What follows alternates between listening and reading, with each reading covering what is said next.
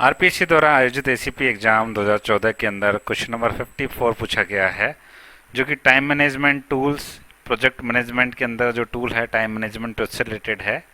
SPM इसका subject है। Which of the following is the tool of time management for software development. तो software development में time management का कौन सा टूल है ये आपको बताना है। तो चार ऑप्शन हम पढ़ देते हैं: project, network diagram, Gantt chart, critical path analysis, all of these. इन सभी चार्टों को एक एक करके हम एक बार पूरा डिस्कस कर लेते हैं, ताकि क्वेश्चन के आंसर के साथ साथ हमें ये तीन टॉपिक भी क्लियर हो जाएं। तो सॉफ्टवेयर के अंदर टाइम मैनेजमेंट का मतलब यही होता है कि सॉफ्टवेयर को हमें सही समय पर पूरा करके देना है। जो उसकी हमने डेडलाइन डिसाइड कर रखी है, उस डेडलाइन के अंदर अंदर उसको हमें डेवलप करके देना है। अब ये काम करने के लिए हमारे कुछ टूल्स उपयोग में आते हैं, जिनका हम सहारा लेकर के ये पता करते हैं कि हमारा जो प्रोजेक्ट है वो डेडलाइन के अंदर कंप्लीट हो जाएगा या नहीं होगा, या फिर हमारा प्रोजेक्ट कितना पीछे चल रहा है, कितना आगे चल रहा है। ये कुछ टूल्स हैं जिनका इस्तेमाल करके हम ये पता लगा सकते हैं। चलिए इनको देखते हैं। तो पहला जो टूल है उसका नाम है प्रोजेक्ट नेटवर्क डायग्राम। तो ये एक डायग्राम है, और ये डायग्राम ये बताता है कि प्रोजेक्ट के अंदर कौन कौन से टास्क हैं जो एक दूसरे पर डिपेंडेंट हैं। इसके अंदर ये हमको पता चल जाता है कि सिस्टम के अंदर कौन कौन से टास्क हैं जो एक साथ हैं, और कौन से टास्क ऐसे हैं जो पहले हमें पूरे करने पड़ेंगे दूसरे को करने से पहले। प्रोजेक्ट नेटवर्क जो डायग्राम है, इसके अंदर दो तरह के चार्ट आते हैं। एक तो PERT चार्ट, जिसको हम program evaluation and review technique बोलते हैं, और एक है CPM क्रिटिकल पाथ मेथड। तो ये दो तरीके हैं, दो प्रकार हैं प्रोजेक्ट नेटवर्क डायग्राम के। पहले हम CPM को समझ लेते हैं।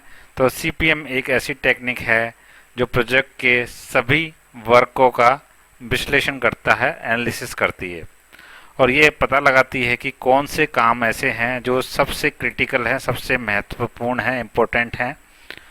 उन्हें समय पर पूरा करना नितांत आवश्यक है, सब बहुत ज़रूरी है, ताकि प्रोजेक्ट पूरा करने में देर ना हो। तो CPM क्या है? CPM ऐसे कामों को आइडेंटिफाई करता है जो सबसे क्रिटिकल हो और उनको टाइम पर पूरा करना बहुत ही ज़रूरी हो। जो CPM है, इसकी कुछ विशेषताएं हैं, जैसे ये डिटर्मिनिस्टिक है, यानी कि निश्चित समय का अनुमान लगा सकता है कि कौन सा काम कब पूरा होगा। और जैसे कंस्ट्रक्शन पर या मैन्युफैक्चरिंग के अंदर जो प्रोजेक्ट बार बार यूज़ में आते हैं, उनके लिए ये बहुत बढ़िया है। और ये कॉस्ट ऑप्टिमाइजेशन भी इसके अंदर पॉसिबल होता है, ये क्योंकि ये समय और कॉस्ट दोनों पर ध्यान देता है। वैसे क्रिटिकल पाथ का मतलब होता है कि एक प्रोजेक्ट के अंदर हमें मैक्सिमम टाइम कितना लगने वाला है उसको पूरा करने के लिए, जैसे कि हम क्रिटिकल पाथ भी बोल सकते हैं। जैसे अभी मैंने आपको यहाँ दिखाया, ये जो डायग्राम आप देख सकते हैं, इसमें जो सबसे लंबा पाथ होगा किसी भी प्रोजेक्ट को पूरा करने के लिए, वो CPM कहलाएगा। इसके अंदर हम प्रोजेक्ट ड्यूरेशन भी निकाल सकते हैं। प्रोजेक्ट ड्यूरेशन कैसे निकालेंगे? जो हमने क्रिटिकल पाथ निकाला, उसके अंदर जो ड्यूरेशंस आ रही हैं एक एक एक्टिविटी तक पहुंचने के अंदर, उनका सबका सम कर देंगे तो हम प्रोजेक्ट ड्यूरेशन निकाल सकते हैं। यहाँ होता है एक स्लैक। स्लैक हमें ये बताता है कि कौन सा काम है जो बहुत इम्पोर्टेंट है। अगर स्लैक की वैल्यू 0 होती है तो उसे क्रिटिकल टास्क माना जाता है। अब बात आती है PERT, जिसका नाम है program evaluation and review technique. ये जो टेक्निक है, ये अनिश्चित समय वाले प्रोजेक्ट के लिए उपयोग की जाती है, जहां हमें टाइम का बिल्कुल भी पता नहीं होता, टाइम हम डिसाइड नहीं कर सकते हैं। इस टेक्निक के अंदर हम 3 टाइप के टाइम का अनुमान लगाते हैं। एक तो तेज सबसे तेज कितना जल्दी से जल्दी हो सकता है, एक नॉर्मली हमें कितना टाइम लग सकता है, और एक है स्लो यानी कि सबसे धीरे से हमें कितना टाइम लग सकता है। और फिर हम एक औसत निकालते हैं, एक एक्सपेक्टेड टाइम निकालते हैं, जिससे हम बेहतर प्लानिंग कर सकें। तो इसकी जो मुख्य विशेषता हैं वो क्या है? एक तो जब टाइम का अता पता ना हो, अनिश्चित हो, तो हम इसका इस्तेमाल कर सकते हैं। रिसर्च और डेवलपमेंट और एक्सपेरिमेंट जैसे प्रोजेक्ट में ये उपयोगी है, क्योंकि ये टाइम की अनिश्चितता को मैनेज करता है। और इसका जो फॉर्मूला है वो कुछ इस तरह से होता है, एक ये जो कॉस्ट है इसका विश्लेषण ये नहीं कर सकता। तो इसके अंदर एक्सपेक्टेड टाइम किस तरह से कैलकुलेट किया जाता है? यहाँ ओ का मतलब होता है ऑप्टिमिस्टिक टाइम, यानी सबसे तेज टाइम, और एम का मतलब होता है नॉर्मल टाइम, और पी का मतलब होता है सबसे ज़्यादा यानी कि सबसे स्लो लगने वाला टाइम।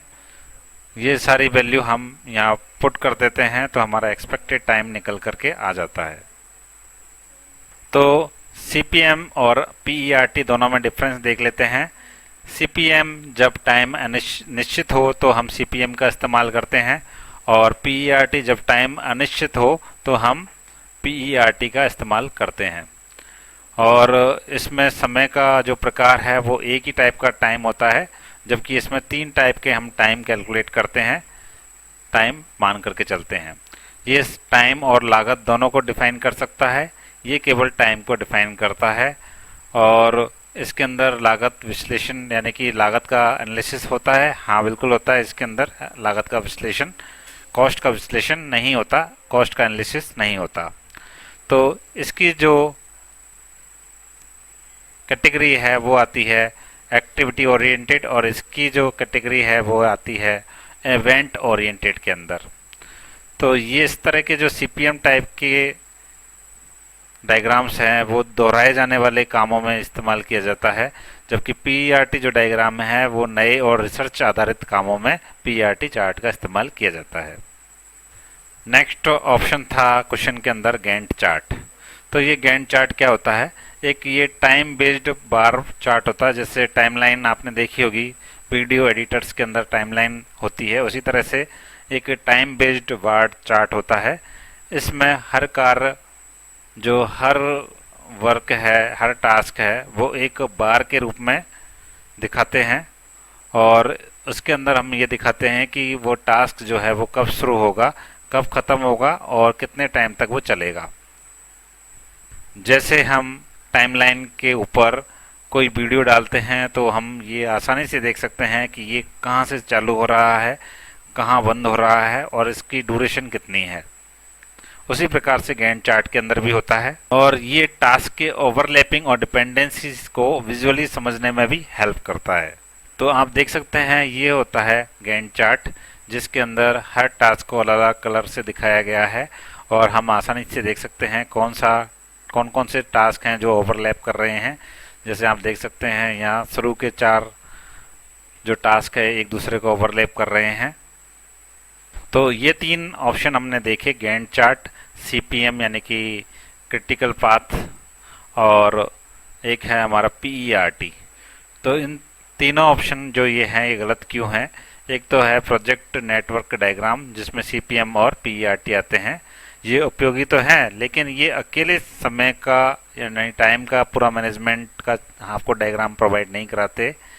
ये केवल कार्यों की डिपेंडेंसीज को दिखाते हैं, वास्तविक टाइम ये डिसाइड नहीं करते। गैंट चार्ट के अंदर भी कुछ कमियां हैं।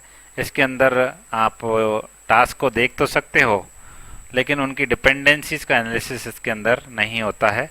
तो ये भी अकेला पर्याप्त नहीं है किसी भी सॉफ्टवेयर के अंदर टाइम मैनेजमेंट के लिए।